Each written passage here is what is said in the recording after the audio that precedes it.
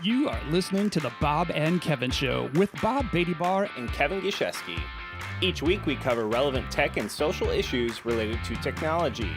Our website is bobandkevin.show. And our episodes can be found virtually on any podcast network. Be sure to follow us on Twitter, Instagram, and Facebook. Just search for Bob and Kevin Show.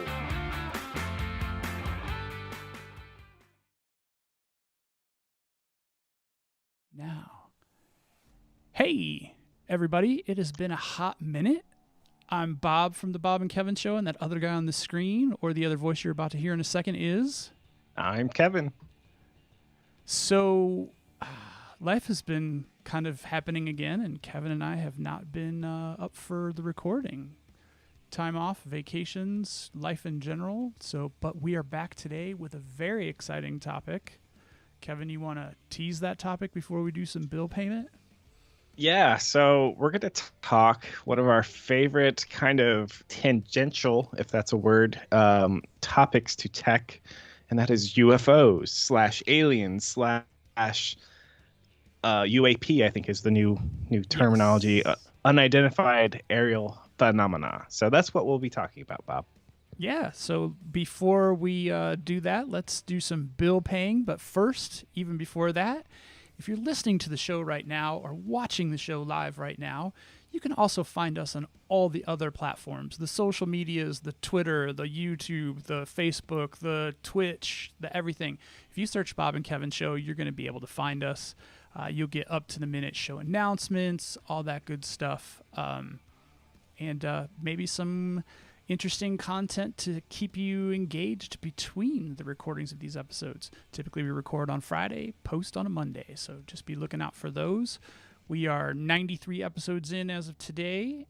We're getting ever closer to that 100 magic number, and we just recently had a download anniversary, if you will. We've hit that magic 30,000 downloads finally, so we're moving on up, as they say. Just a fair warning, Josh, when you're listening to this, I have my windows open. Kevin's got some different tech set up today, so you might have your work cut out for you. And speaking of Josh, today's episode is brought to you by Baty-Barr.media.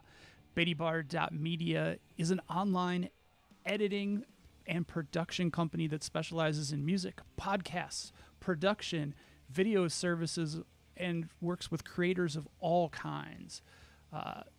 Baty-Barr Media's efficient and reliable services. Oh, and it just clicked away from my... Nope, there we go.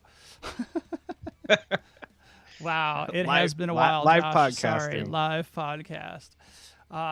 Baty-Barr Media's efficient and reliable services will save you time and stress on any project. And we are so out of practice that even this part that we have to do is a little bit stressful right now. What Baty-Barr Media and Joshua, what they do for us is they basically allow us to show up, hit record, do our thing, send the files off to him. He adds some fun elements, makes sure we sound great. He can't do much for us looking great because we do have faces for radio, unfortunately, so I apologize to all you viewing public. But basically, he just makes things easier for us, allows us to be creators.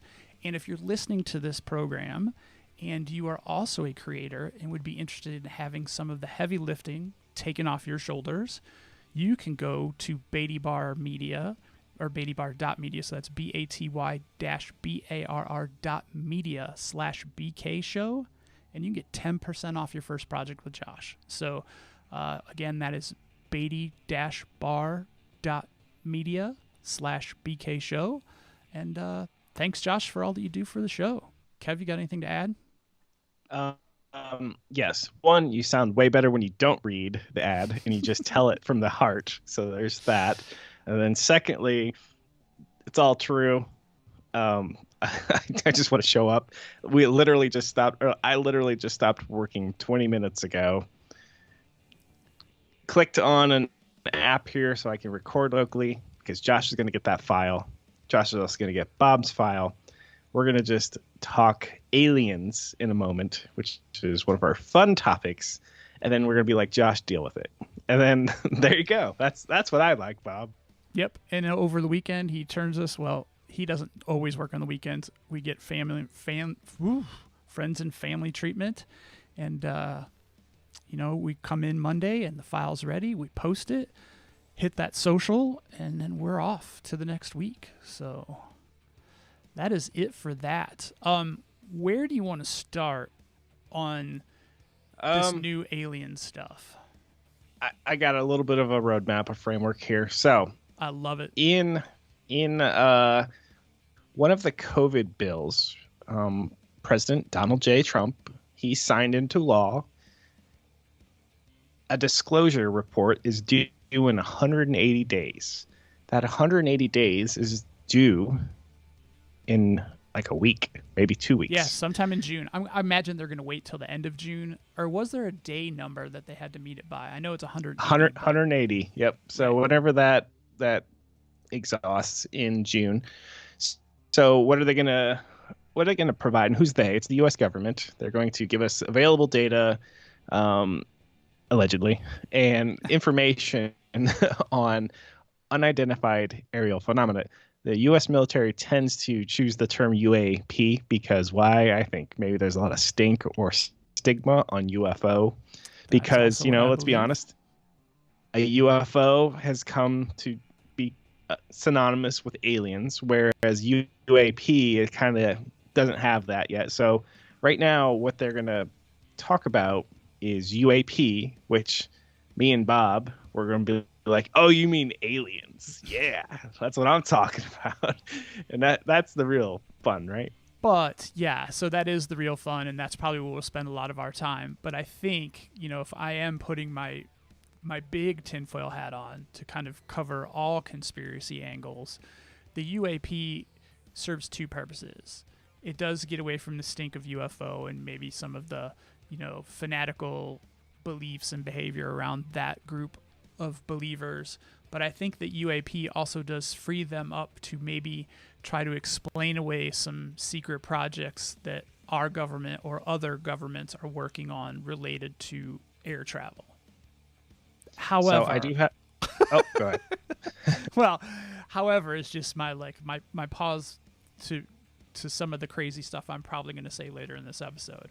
But speaking specifically to some of the recent video footage released, I don't necessarily believe that our folks are working on what is the term that they're using? Hang on, I'm looking in my notes here.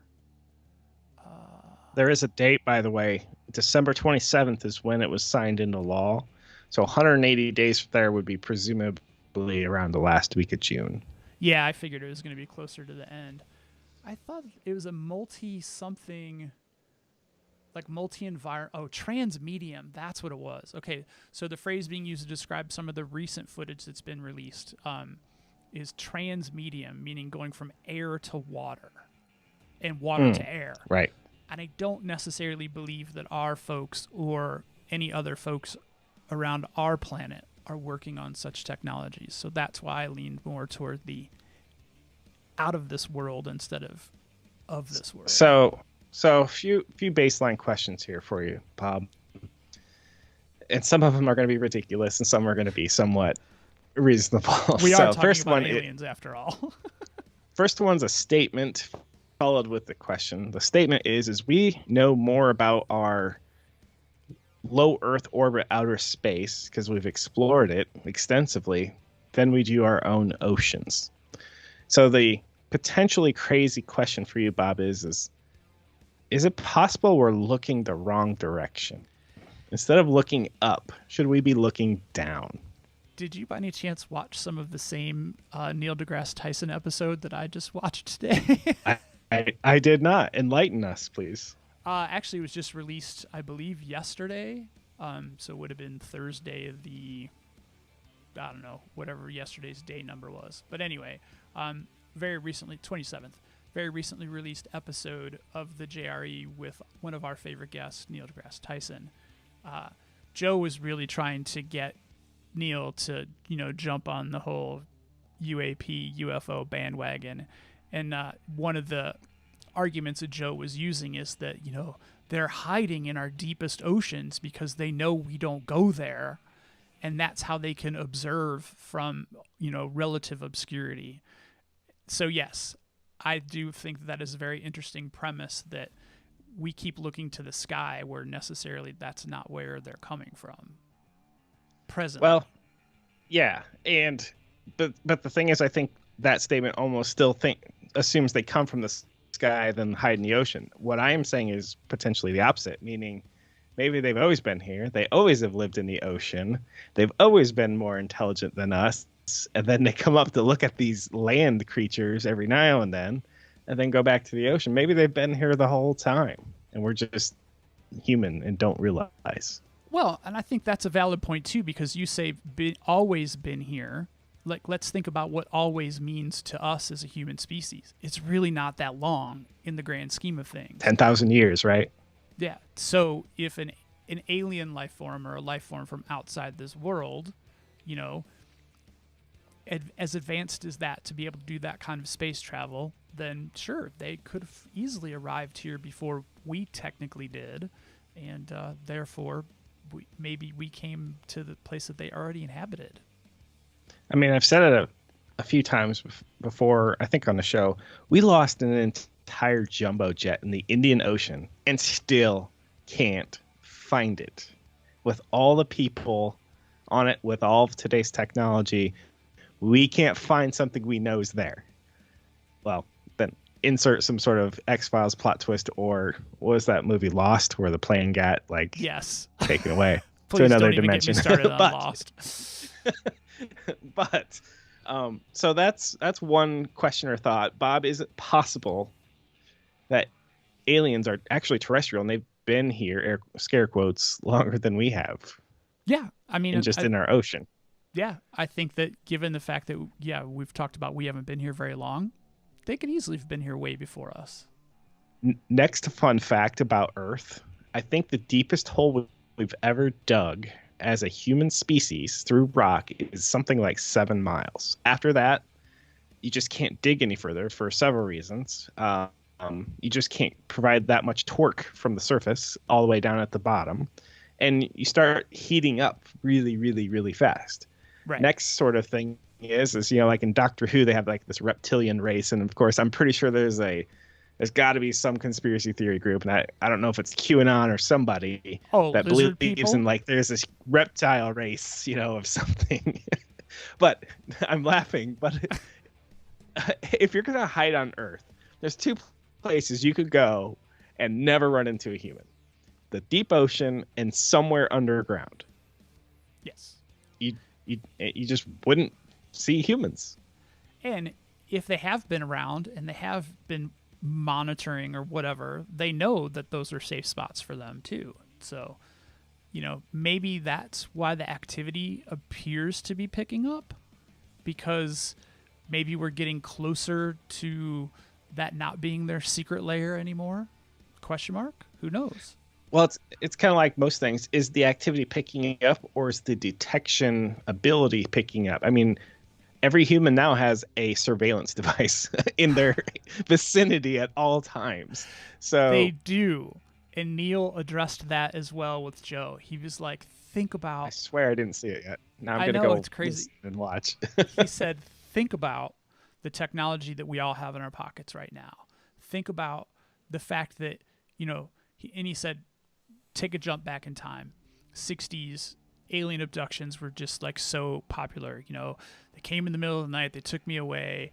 Do you have photographic evidence of it? No, they fried my film, or my camera was rendered inoperable by, He said, think about the technology that we have now. Anybody on the planet can pretty much set up a live stream like we're doing right now from the device in their pocket.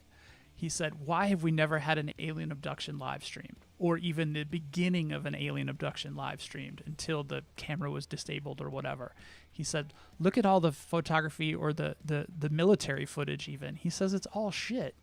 It's just all very low quality, not very identifiable. It's like Bigfoot.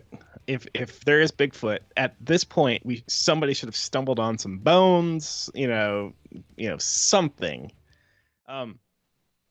It's funny because Bob and I were talking about, hey, what would really get people to listen to this episode? I'm like, hey, I know. Let's interview a real alien. That'll make the needle move. Of course, I can't produce one on a whim, but I think Joe's probably going to get the streaming rights to the first Alien interview long before we would. But so, Kevin, All right. I know you're not watching along, but I am scrolling some footage, pictures from an article. It's from the Washington Post or New York Post. Sorry, New York Post. Full disclosure, but it's just various recent imagery, and it's all still just bad nighttime shots. Like tracking cameras inside of aircraft and stuff like that. It's just so bad. Yeah, well, let's talk about that real quick. So the more recent famous ones are from F-18 Hornets from like 2019 or 2017. Are you telling me that's as good a camera as we've got even a couple of years ago? I mean, we live in an era where you can get a 4K camera, a 4K TV, 8K now. heck, 8K. Yeah. You're telling me the U.S. military is still rocking this grainy black and white video? Really? Right. And those cameras fit in our pockets, so why are they not using similar tech or better technology in their aircraft? It's crazy. All right, next crazy question for you, Bob. You've acquired the rights to talk to this alien, and he's coming on the podcast. I detected What's this is your the question? weird part, right? Yeah, this is the weird part.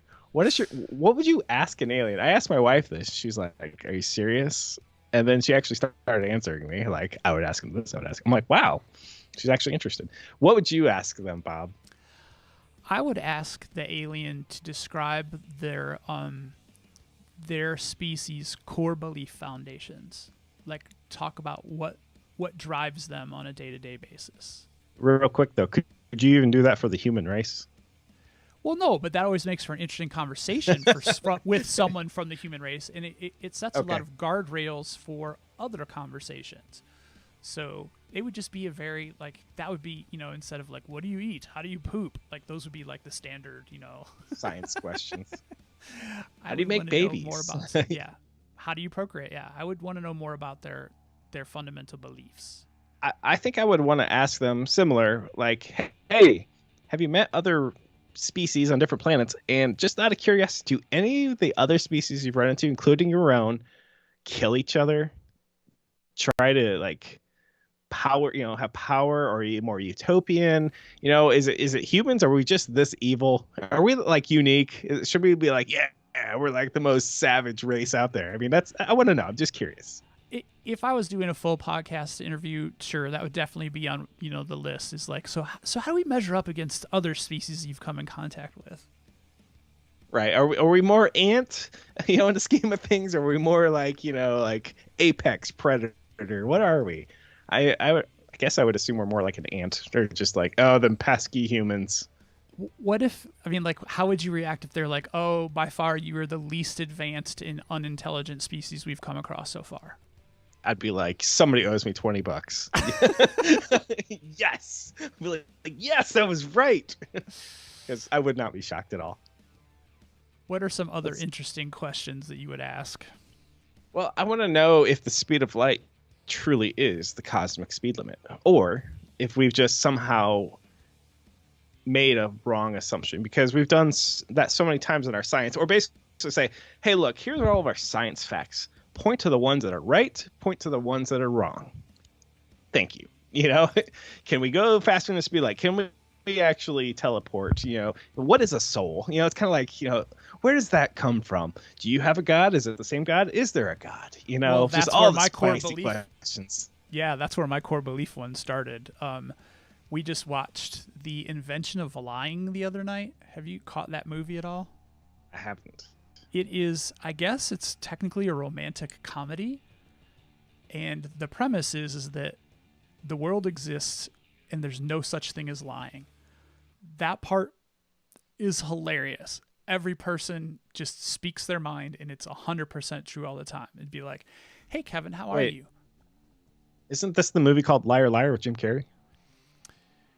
No, Liar Liar with Jim Carrey is he could only lie, right?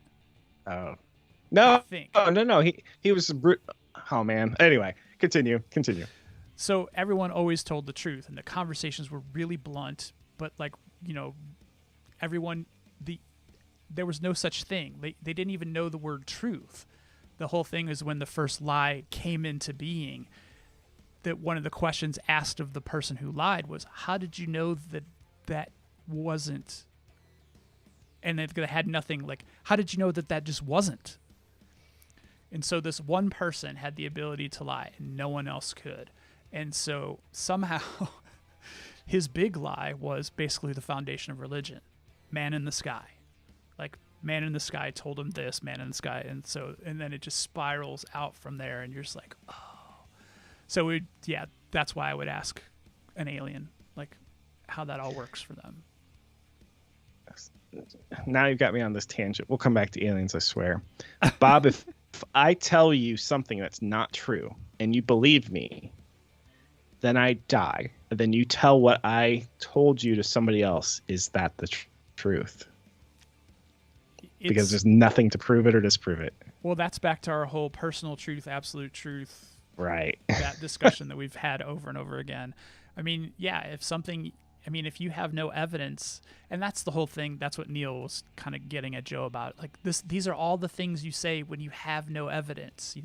They're deep underwater and we don't ever go to the water. Therefore, it's 100% possible that they're under the water. Explain it all away, right? I've got an excuse for everything you're going to say, Bob. That means it's true. No, it means you have an excuse for everything I have to say. All right. Joe went. Well, actually, I'll dovetail. Oh wait, no, you have more questions. Go ahead. Well, no, I don't really have more questions. Sorry, that was an awkward aside. You continue on, Bob. Well, that's okay. Maybe this will bring up some other questions. Joe also tried to explain the example to Neil deGrasse Tyson about the observational data that this craft UAP went from 80,000 feet, and he was like, wait a minute. Neil deGrasse was like, oh, hang on a second. He's like, they can't see that. And Joe was like, their instrumentation tracked it from 80,000 feet to 30,000 feet in less than 1 second. And Neil deGrasse Tyson was like, Joe, this happens all the time in the scientific circles that have nothing to do with aliens. And he goes on to tell this really long anecdotal story about the planets and their orbits, and there was a perceived wobble in Neptune's orbit back in the early 1900s or something like that. And so they knew enough about the heavens and the stars and that kind of stuff that if the orbit wobbled, there was another gravitational force someplace else. And this is like the whole Planet X story. So then they started looking for Planet X, and he said after all this research, they accidentally found Pluto because they were just looking for anything in the sky that could have possibly made Neptune wobble, and they started scanning the entirety of the sky, and they found Pluto, but not nearly enough mass. Well, anyway, after kind of looking at the data that was leading to the discovery of the wobble, they realized that one of their observational telescopes, the mechanism, the gears or something, had recently been cleaned and was causing it to have a very fractional difference of its measuring capability than it used to have. And then that kind of disproved the whole wobble theory. So he was like, Joe, the instrumentation, the questions are instantly going to be, how long has that instrument been in operation? When was it last calibrated? He's like, so maybe it didn't actually go from 80 to 30 in a second. Right. It's the whole, because it was an instrument, we're looking at that as being infallible. This instrument said that, therefore it is irrefutable type deal. Got you. And you and I have been in enough conversations with different people where, I mean, even somebody like us who tries to, at least carry the weight of being able to measure and evaluate statements before we make them, we cherry pick data to support the things we want to be true. Confirmation bias. That's Yes. right. Yeah, but did he happen to mention anything about the videos itself? Because clearly there is something, and it's moving laterally, at least along the ground. There was visual, stuff. Pilots see it. Of course, I would like to say, well, there's a lot of optical effects that happen in the ocean, and mirages and stuff like that. But when there's multiple corroborating pilots, that's interesting. I guess you and I could both see a rainbow. Both an optical effect, and we'd both be convinced that it's a leprechaun at the end, if that's what we want to do. And no matter how far and fast as we fly to that rainbow, we never catch it because it's an optical effect. The closer you get, the farther it gets until it disappears. So until the moisture and the curvature and the light don't replicate the effect for you any longer. yeah, and certain high altitude objects. Have you ever seen the space station fly over wherever you are? It's quite amazing. So you can get this app and see you can see it with the naked eye, which is even more I saw impressive. most recently saw a string of Starlink satellites. Well, actually, multiple strings of Starlink satellites. So, but yeah. So I'm assuming it's similar. Well, the reason you can see it and it gets super bright is because you usually can only see it at dawn and dusk, because it's the position of where the space station is in relation to the sun. Because it's so high up, it's starting to feel like dusk or dawn. However, because the altitude, the sun still hits the space station as if it were lit up, and it shines like a really bright star, and it moves really friggin' fast. So, I mean, those are all explainable. Part of me was like, but it moves in a perfectly it moves in a perfectly straight line yes. and never deviates. Yes. Yeah, exactly. So I can see why so much of this is innuendo and be like, oh, there might be something here, because we all play armchair scientists. We're all like, oh, well, I went to grade school and high school and college. I'm an educated man. Clearly you can't do that. And I would like to think I'm right. And I don't want to say like, hey, if I see something do some weird shit up in the sky, I'd be like, that's weird. I've never seen something like that before. We need to look into that. So part of me wants to totally believe, yeah, there's some crazy stuff going on. The other part of me is just like, there's got to be a simple explanation. But I'm not in either camp, and I feel like Neil deGrasse Tyson's always going to be, unless he's on the podcast with Joe, he or she, the alien. Neil's always going to be like, no, there's got to be a rational explanation, and I can't not like that position, but I also can't. But wait a minute. You said two different things. You said a simple, and then you said rational. So by who? By whose judgment? But right. But even in the same regard, I think that a simple answer might be that it's probably a military thing that we're not supposed to know about. Like, I feel like that would be the simple answer. But a rational answer could also be, and Joe brought this up, is that we have a rover and a helicopter. Well, actually, we have a couple rovers and a helicopter on Mars currently. They're not manned, but we have them there. So a rational answer could be that this actually still could be otherworldly, but not controlled by a physical entity that we would dub as an alien. It could be remote control, just like we have with Mars. So that could be rational, right? Yes. I think what's irrational about that is when we apply what we know about physics, which, as I said earlier, I'd like the aliens to point out what we got wrong, because according to us humans, they say the cosmic speed limit is the speed of light. Therefore, if I send a radio signal to this drone, I have to be within certain amount of distance, otherwise I start having latency. How many times we've talked about satellite communications and latency, and it's really not that far away, and we have latency. So that's great. If they're being remote controlled by something otherworldly, they either A, have to be close, or B, have to know some technology that we can't even conceive of, which, because I do believe things like the speed of light is a constant, and it's this number may prove false one day. And that sounds like crazy. It's like, Kevin, the world is not flat. And I totally agree. Yes, the world is a sphere. I get that. But I think it's, we've proved a lot of physics wrong. Einstein made Newton's stuff kind of invalid, and I've seen some people challenge Einstein's stuff lately. The quantum physicists, they're not necessarily at peace with the theory of relativity and things like that. So I'm open to it. Go ahead. How can science currently prove or disprove speed of light? Because it's really just a mathematical calculation, right?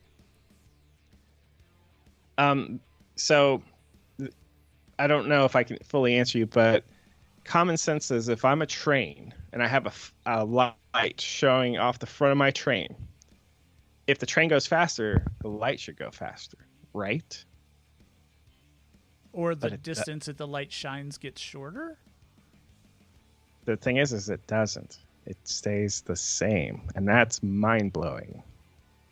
So you'd think, okay, train's going the speed of light, then I'm going to shoot a light off the front of this. Is it 2 times the speed of light? No, it's the speed of light. And that's like, mind-blowing. But then in theory, you wouldn't see the light if the train was going the speed of light. Right, and so now we get into all the paradoxes and conundrums of physics. What is it? Gosh, now I'm drawing a blank here, but like if you look at an electron, the act of observing it influences the measurement. Therefore, how do you measure it without observing it? That so sounds there's these Fermi related to me. Is it there's the just Fermi paradox? No, the Fermi paradox. Actually, know what that one is based on the Drake equation. The Drake equation states basically how much life should we expect in the universe, and it's it's the number of known planets, number of known stars times this times that. That's the Drake equation. The Fermi paradox is simply this: where the fuck is everyone? Because according to the Drake equation, it should be here. We should have bumped into somebody by now, right? Right. So that's what the Fermi paradox is. But maybe we have bumped into somebody. Yeah, and that makes for great stories. Like we're watching on the History Channel, The Secrets of Skinwalker Ranch, which is basically, if you've ever watched Ghost Hunters, even in one episode, what was that bump in the night? I don't know. Must have been a ghost. I don't know. Could have been a raccoon. Quiet, you! It's like, impossible. Wait, correct me if I'm wrong. Were you not involved in a paranormal production? Yes, I was. Okay. Yes, I was. Paranormal Investigators. Check it out on IMDb. But you cannot find it online. I took it down years ago. Anyway, so I have a DVD somewhere. Grant wants it because my son Grant was a 10-year-old cameraman on that set. Anyway, I think you should give it to him so he could use footage for other stuff he's working on now. I actually did. We have a lot of B-roll, and he's doing he's doing a video about himself coming up soon. That's kind of interesting. But anyway, Fermi paradox. Where the fuck is everyone? So that's a really great question, to ponder. And you were talking about speed of light. How do we prove or disprove the speed of light? Scientific method. Somebody smarter than me has given more thought to it, and we've come up with this number, and it's like 186,000 kilometers per second squared, or meters per second squared. I don't know. Some you don't need to correct me. It's fast. Somebody out there, don't correct me. It's fast. Okay. Anyway, so more about this report that's going to get released. So yeah, sorry, I sidetracked. Honest question. Do you think there will be much substance in it, or do we think this is a government check the box, throw them a bone? It's going to be 200 pages of chasing tail. Well, see, this is where I start to get into, starting with even President Obama, who spoke out recently and said that was one of the first questions he asked when he got to office, and they were like, we don't have anything.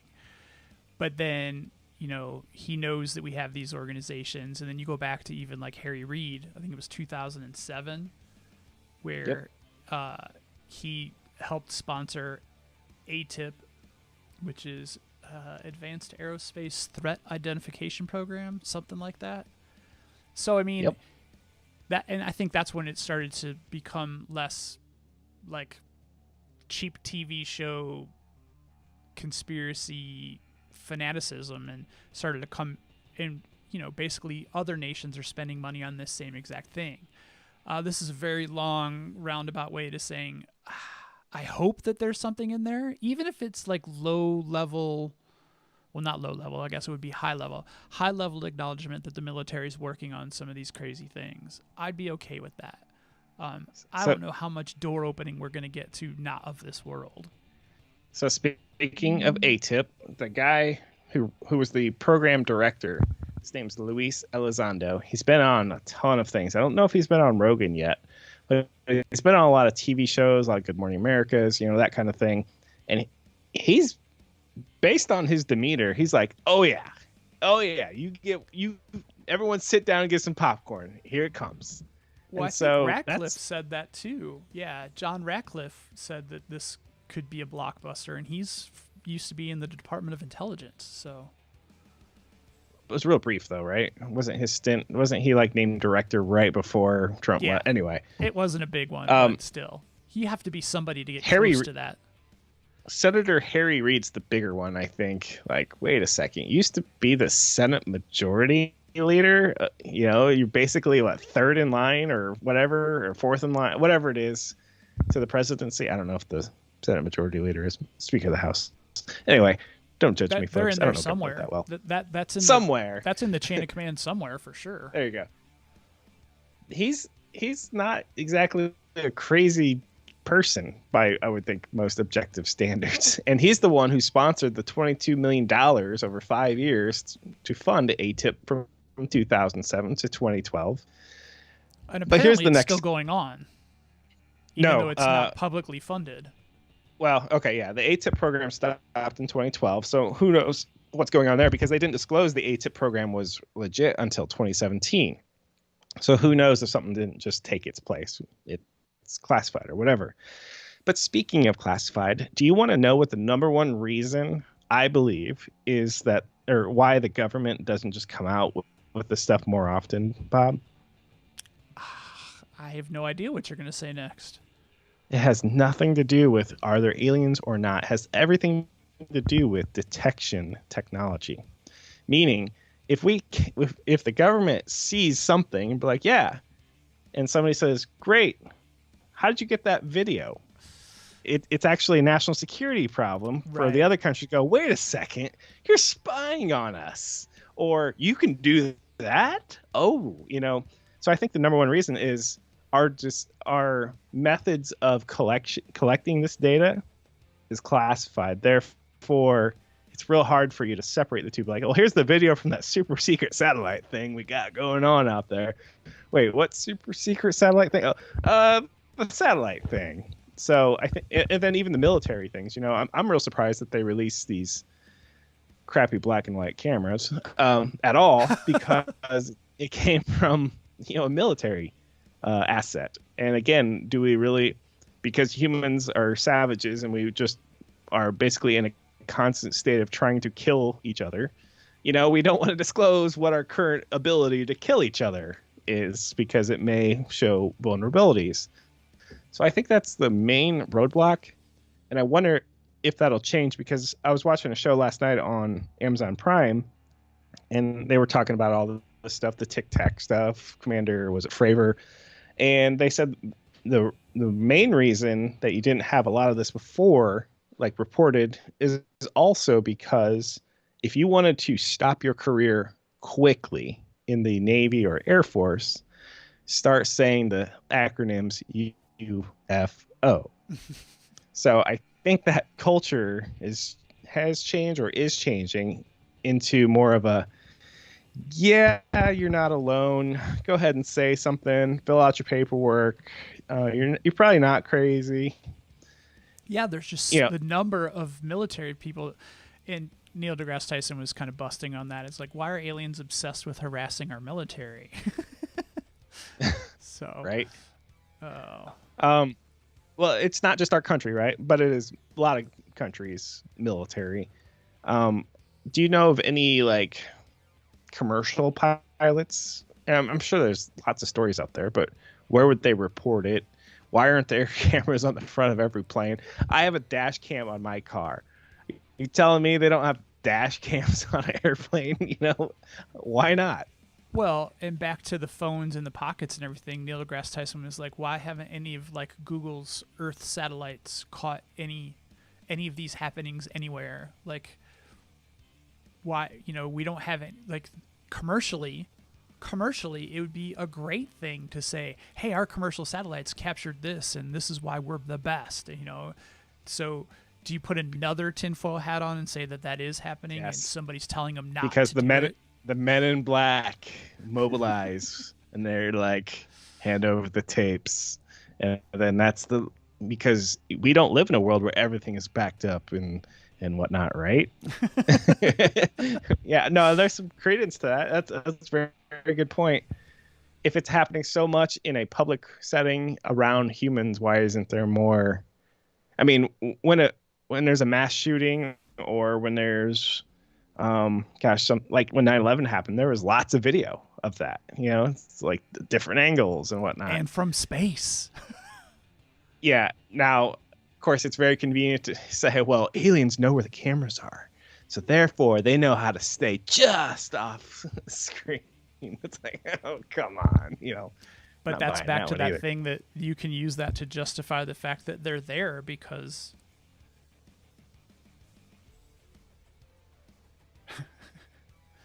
wow. We just got a Uh-oh. we just got a text on the Facebook, and it's from Chris Grenert. I say this with much admiration, but you guys are the truest of nerds doing a techie podcast at 6 p.m. on a Friday on Memorial Day weekend. Chris, that is commitment right there. and I actually know Chris, and it's a she, and Oh. she is a very, very nice person. So Oh, no, she's an incredibly nice person if she's chatting to us on the Facebook feed at 6 o'clock yes. on a Hi, Friday. Chris. Hi, Chris. So I'm sure she's like, aliens, really, guys? Yes. It's tech yes, adjacent. aliens. Yes, that's right. Here's another thing, Bob. I mentioned 2 places that you can hide from humans pretty easily. There's a third. Can you tell me where that third one is, if you had to, under pressure? Right behind me? Well, maybe.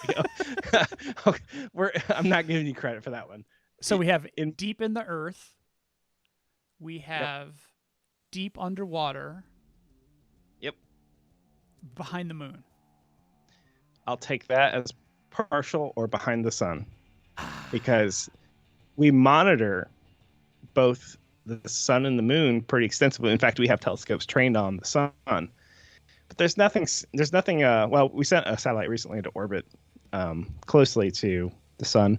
But if you wanted to hide like some galactic mothership from some amazing sci-fi movie, just put it between, just hide it behind the sun. Put the sun between you and the Earth, and nobody's finding that until it's too late. Cue credits. Aliens win. But are they? I just don't know if they're hiding. I mean, obviously they are. They don't want to be detected. Well, that's the thing. Did Neil touch on that? Why do they have to be hiding? If they can do all of these amazing things, I'm not hiding from nobody. I'll be like, what you gonna do about it? Huh? I can do this. What can you do, human? He didn't even go there because I don't think he really acknowledges the presence, the fact, what seems weird for somebody like him. So he's basically in denial of the concept that if we're, there's going to be X number of life forms for X number of planets for X number of stars. He obviously doesn't subscribe to that. I still think it's weird that our pop culture view of an alien looks like, a gray, the typical gray, big eyes. I swear, what if humans were just put on this planet, and cue the biblical themes here, as seeds? Hey, let's populate this M-class planet, as they would say in Star Trek. Let's just put a few humans down there, and let's just have a fun old lab experiment. And they'll call us God. What do you think? Okay. And maybe we look just like these people who put us there. Maybe, there's, that sort of thing. And maybe we're like Darwin, and oh man, I'm really going to ruffle feathers on both sides. Maybe Darwin was wrong about evolution. Maybe we didn't descend directly from multicellular organisms, maybe, like amoebas and stuff like that. Maybe, just maybe, we're all science experiments. They're like, I don't know, can you combine a monkey with, I don't know, what you got laying over there in your shop, Fred? Fred's an alien. I don't know. Mix them up and throw them up there. All right, now let's throw something in the water. Yeah, I want to do a water one. I don't know. Take some of this and throw it in the ocean. Now. Maybe the flat earthers are on to something, and we are actually in a petri dish. Well, in a lab. Well, I affectionately call this planet that we live on Spaceship Earth, because if you think about it, all a planet is, for at least for us, is an organic spaceship hurtling through the cosmos. So in a way, I still think it's a sphere. That's just me. But yeah, in a way, it's that's just me. It's a petri dish. So yeah, I don't know. So you're entertaining the fact that let's work with the premise we had earlier. They got here before us. That's why they're underground. That's why they're underwater. But maybe they got here before us, and we are their offspring. Yep, and we're totally their science experiment. And we don't see them because maybe we're genetically them, and so there's no them to perceive. And they're among us. Yeah, they're among us, and these are just observational tools that we are noticing that we didn't put here, but maybe in effect we did. I mean, imagine you're some alien. You're like, hey, I've got a plan here. And of course, they make you use Jira on this alien world. It's like, I've got to use Jira. Now we're being true to our tech roots. Yeah. But imagine now you're like, 10,000 years later, you call your boss and who's got their coffee cup. They're like, well, Fred, how's your lab experiment going? Look, they're building cities. Look at that. Oh, now they're fighting each other. That's amazing. Ooh, look at those two. They're doing something called podcasting. What's a podcast? I don't know. They're inventing weird things now. So I think we're like one of the coolest science experiments ever, if you ask me. And we got somebody a promotion. That's all I'm saying. And they're doing this all from their underwater bunker at the bottom of the Pacific Ocean. That's just an observation lounge. Yep. We're like, hey, Fred, you're on human duty this millennia. I was on human duty last millennia. I know, but Sally, she called in sick, and you're up. I'm sorry. You're gonna have to go screw with them. So it's a 1,000-year commitment or a 1,000-year Yes. tour, and Totally. some of the things that we're seeing in the sky are provision deliveries from wherever they came from down to the observation lab. I like it because, yeah, and if only they ate cats like Alf from Melmac, because then we wouldn't have cat problems. Hey! And that's showing my age there. Hey, Willie! You know what his real name was? Gordon Shumway. Way more facts about the TV show Alf than you ever thought you would get from the Bob and Kevin show. I think I do remember Gordon Shumway. That was his name. I watched an episode of that because it's on Prime or something now. Because you know what Amazon Prime is compared to the other streaming services? It's like, well, nobody else will take this, but Prime will. Here, Yes, kitty, they kitty, will. kitty. Here, kitty, kitty, kitty. I'm telling you, watch one of those episodes and you won't make it all the way through. You'll be like, how did I watch this in the 80s? Was this really the greatest primetime stuff they had? Yes. Yes, it was. Sorry. All right. So Where do we go from here, safely Bob? we can safely say that the aliens that we think are here are not Alf. If they had the sense of humor of Alf, I would be like, yes, that is awesome. And Alf But was like an abbreviation nickname, right? It was Alien Life Form Alf. Alien Life Form. That's right. It was definitely an acronym. Yes. It was one of my favorite shows. Did you ever watch that? I mean, you're seasoned like I am. I don't know if that was before your time. No, it or was after part your of time, I regular guess. watching. It was part of regular watching. I was just a little older than you were when I was watching it. That's fair. That's fair. You know what other alien shows that I watched, but it terrified me as a kid? You ever watch V, the TV show V, where they pull their skin lizard off and they were people? lizards? Oh my gosh! And they ate like mice. That was To keep from eating terrifying. Is people. it that was a terrifying thing when you were like kids, But that was a really cool concept because they were like overtly here. They kind of looked human until you find out they were really lizard people. That was like a really cool show for its time. And then we had other things like, do you ever watch War of the Worlds? So there's like the movie edition, but there's like the TV show War of the Worlds. I did not. That was creepy as hell too, because the aliens had like only 3 fingers and they would like reach out and like eat people. Oh man, terrible. This is why I'm scarred. Those are all terrifying, but nothing in comparison to Mork and Mindy. Probably, I know the show. I know it was Robin Williams, but I couldn't tell you much about it. That had to be your time, Bob. Took place in Boulder, Colorado. Mork and Mindy, I Really? believe. Yeah. Mork and Mindy was a spin-off from Happy Days. Yes. Yes. Because Mork But did do you know show why? up. No, I don't. Because how did he get from Appleton, Wisconsin, wherever... Is that where Happy Days took place? I feel like that's no true. idea. And then... You're really showing your age now. and then ended up in Boulder. I feel like Mork showing up on Happy Days was a jump the shark tank moment. We need lots of rim shots in this episode, Josh. Yes, absolutely. Do you have any hopes for what the report will contain? I mean, are you like, it'll be a victory if this is in there and it confirms whatever? Well, here's a couple things. I do hope that there's a military reference that, yeah, we're working on systems and we've been caught working on our own systems. That's one thing that I hope is in there. 2, it'd be awesome if they said, hey, we really actually don't know where these things are coming from. That would be super interesting, because then they could perhaps acknowledge that it's not from here, but then also not play their hand that they have observational technology that the bad guys might be interested in. But along that same line, I hope by us showing some of our cards in less than 30 days that Russia and China will also feel obligated to show some of their cards.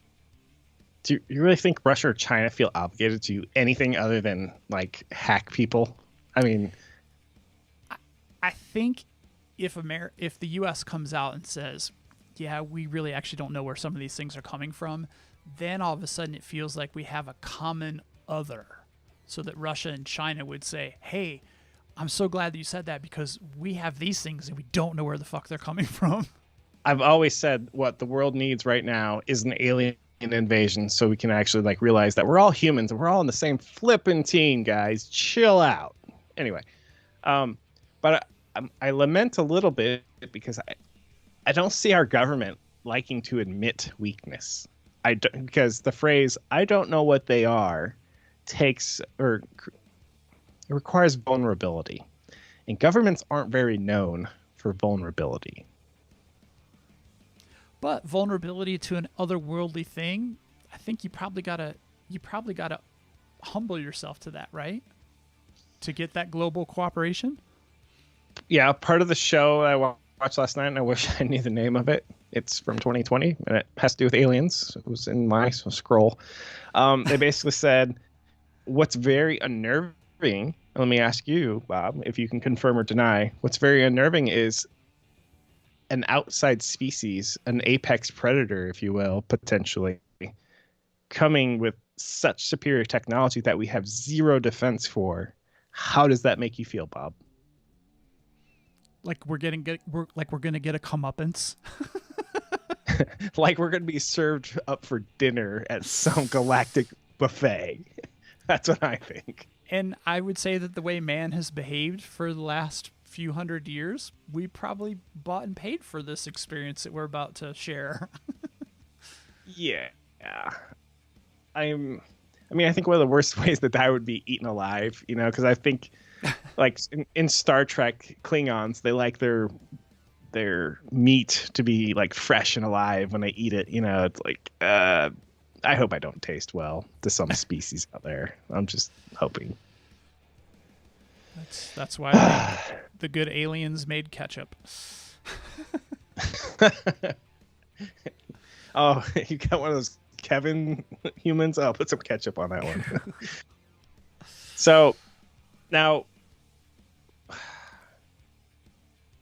there's so much what do you unknown. hope? What do you hope that's going to be in there? Like, what are you looking for? Oh man, gosh, I some validation that so the reason that UFO loonies are UFO loonies is because they have a story that cannot be backed up by anything with credibility.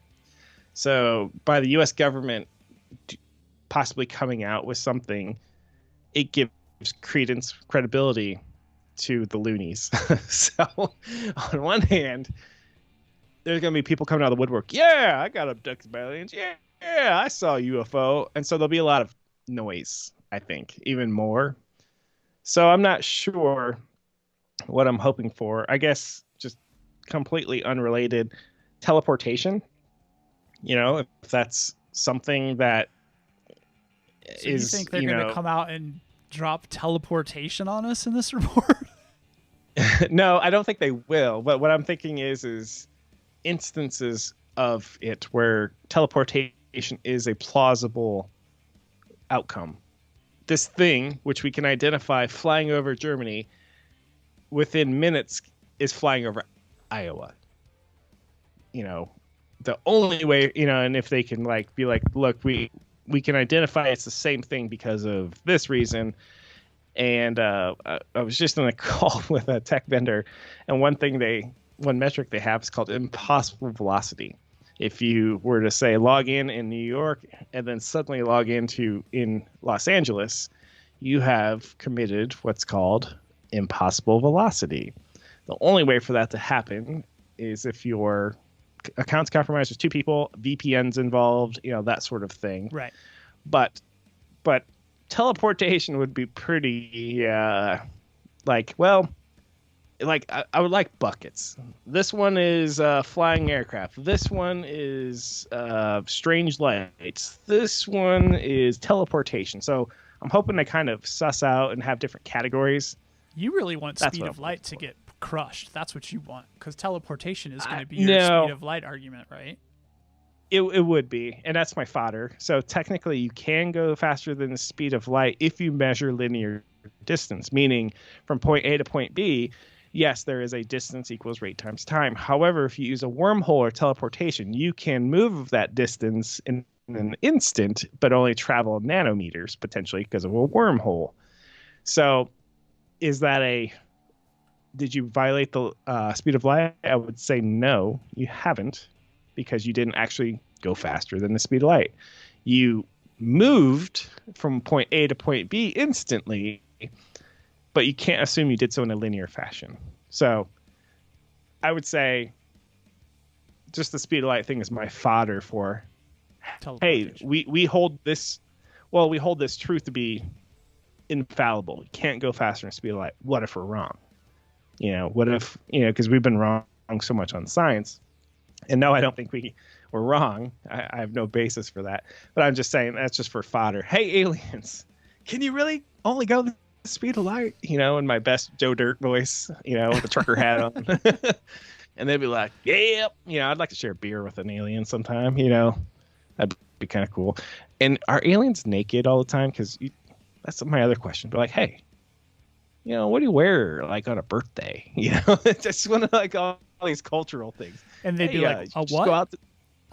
Do you go out with the fellas when you like the wife's getting you down? You know, you just like this.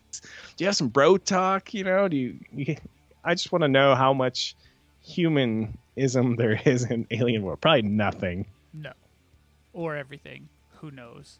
I want you to because they look just like us and live under the ocean. Exactly. I want you to go to the YouTube broadcast after we're done. Ben is posing some interesting questions in the I don't know if it's the same Ben that was on the show last episode, but because that was Ben, right? You want me? Yeah, it was Ben Johnson. Yeah, Ben that Johnson. was last episode. I only see first names on the chat feed, so Starlink. So of course, do you have a link? I can go there now, so I can. I think you go to youtube.com/Bob and Kevin. I should know these things, shouldn't I? Maybe that was just a nice play for me to make me plug you to plug it. Yeah, plug the show. Okay, that didn't work. So now I'm typing Bob and Kevin show YouTube into the search bar. There we are. There we go. Wow. Kevin is our social media manager for the show, so. Okay, there's chat in the live stream, but I don't know if it's our Ben or not. It's probably not, but hi, other Ben, or if I get it wrong, the Ben. But yeah. Anyway, I won't address those right now. No, I meant do it after the show, but okay. That's okay. So teleportation. Yes. He said different Ben, haha. Okay. So teleportation. What else? So humans love to be existential, right? I think they want to know, where do we come from?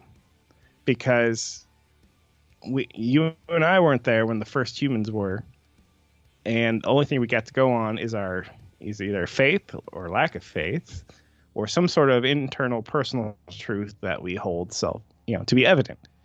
So if I could somehow, work on the existential questions, I don't know the government's going to have all these answers for us, but if they're like, oh yeah, in fact, we've interviewed them, and they're like, Facebook's evil. They agree with us. And, here's what they know about God. So you're anticipating that it's more than just a hardware thing. You think that there's wetware involved here, that you're hoping that there's some kind of cool at the same time.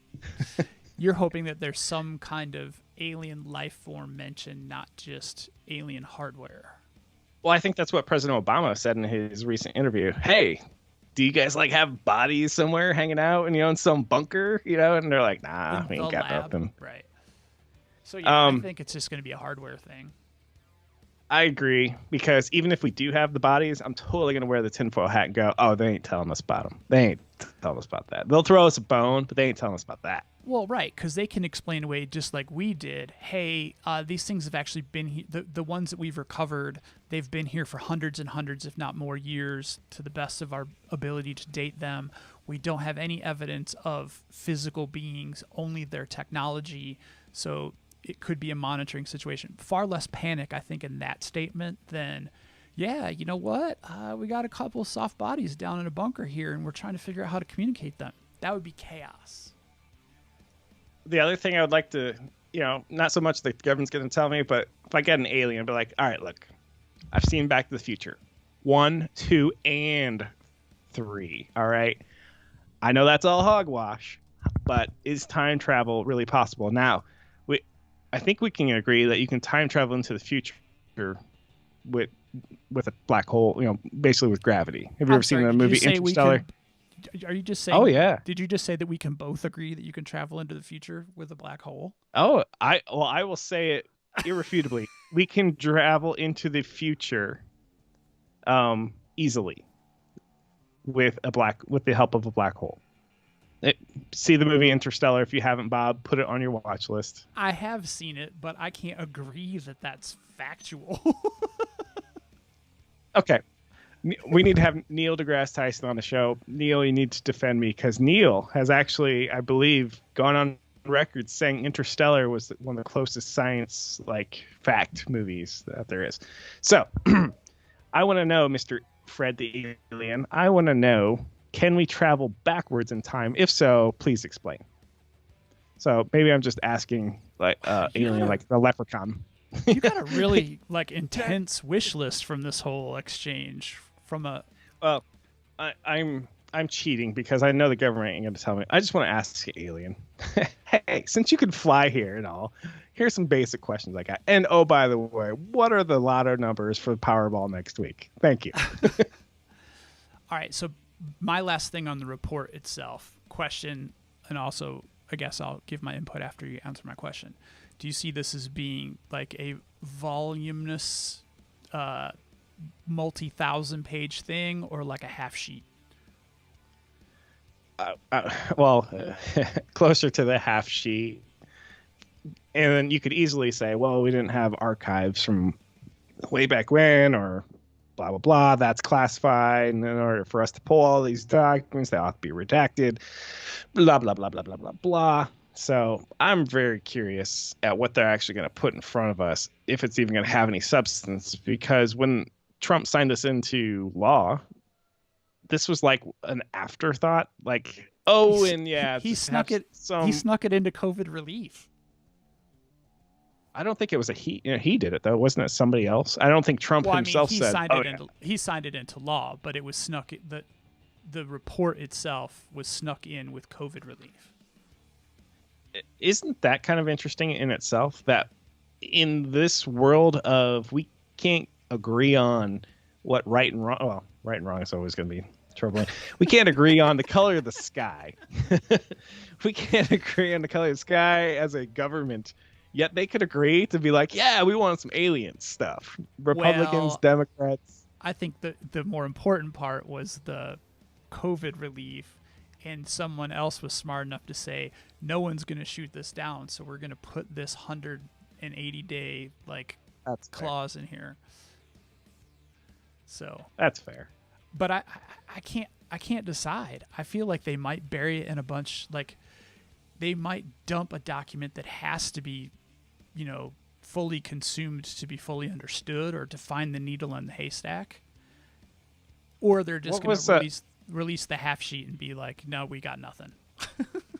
All right. So episode 42, that was one of our episode 42. Yes, our episode 42. Yes, the most popular episode. I'm drawing a blank on the guy's name we talked about. What's his name? Bob Lazar. Thank you, Bob Lazar. One of the more interesting things that Bob Lazar would bring up is you mentioned the word hardware. That's what the government could tell us. Oh yeah, so we've got a Humvee here, we've got an airplane there, an aircraft here, there, and a spaceship over there. Any questions? That could be different. Like, whoa. I got the aircraft carrier, the tank, and the whatever. But that thing at the end, parked at the end, what is that? I want to know if we got some hardware. I think they might admit to that. I don't know.